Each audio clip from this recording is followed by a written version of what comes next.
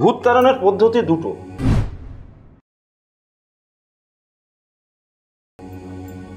আমাদের শহরে অনেক এখনো যেখানে গ্রাম শহরের মতন হয়ে গেছে, সেখানে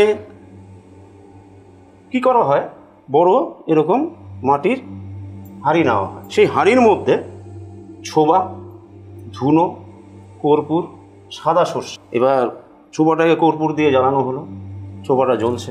এবার ধুনো দেওয়া হলো, আরও তুখার হলো। এবার সাদা সর্ষা ছেটানো হচ্ছে।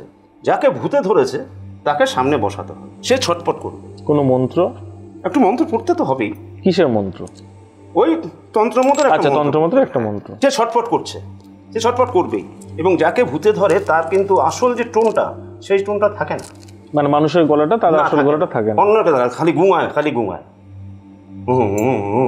করতে থাকে। এবার তারপরে কি করে, ঝাড়ু নিয়ে আসে, ঝাড়ু দিয়ে তাকে পিটাতে থাকে। ওঝা বলে, গ্রামে ওঝা রয়েছে, কখন যাবি, কিভাবে যাবি, এইভাবে মারতে মারতে মারতে সেই যাকে ধরে তার তো গায়ে রক্ত মক্ত চামড়া একে ওকে জ্বলে যাবে। এবার বলে, আমি অমুক গাছের তলার থেকে ওই ডাল বেয়ে আমি যাব। তাকে ওখানে নিয়ে যাওয়া হলো, আরও পাড়ার প্রতিবেশী সবাই গেল। ওখান থেকে বলে, এবার যা। সে গাছের ডাল যেন, গাছের ডাল কোনো হুড়মুড় হুড়মুড় ভেঙে মুঙে একেবারে। আচ্ছা। এবং যাকে ভূতে ধরেছে সে বেহুশ হয়ে গেল। তাকে বাড়িতে নিয়ে এসে গঙ্গা জল ভালো দিয়ে স্নান ফান করিয়ে তাকে শুয়ে দেবে। সে একটু 2-4 দিন একটু অসুস্থ থাকে, তারপর সে নির্মূল। কিন্তু তার কি মনে থাকে এই ভূতে ধরার এই ফেসটায় কি হয়েছে? তার মনে থাকে না। তার মনে থাকে না, মানে কোনো মতেই মনে থাকে না।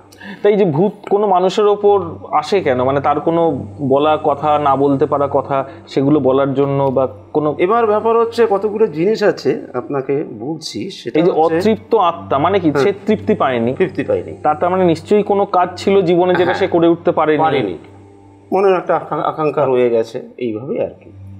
তা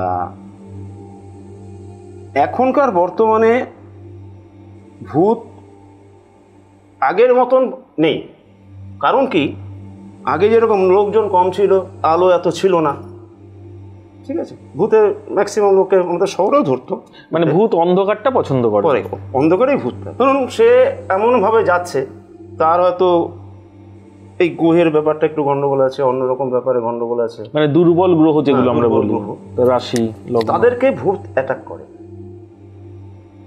ভূত লোক দেখে অ্যাটাক করে।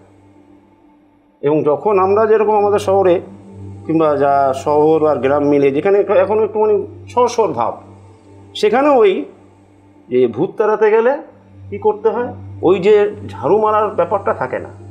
তখন আমি প্রথমে বললাম না যে শান্তি সস্তান, এই শান্তি সস্তান সকাল থেকে আরম্ভ করতে হয়, রাত্রি 12টা পর্যন্ত শেষ করতে হয়। কেন 12টা পরে নিশি থাকে, মানে রাত 12টার আগে যে কোনো অমাবস্যাতে নিশি পড়ে এই শান্তি সস্তান করতে হয়। এই শান্তি সস্তান করার পরে হোম যজ্ঞ, এবং যাকে ভূতে ধরে তাকে ওই হোমের ওখানেই বসিয়ে রাখে, পরের দিন তার নির্মূল হবে।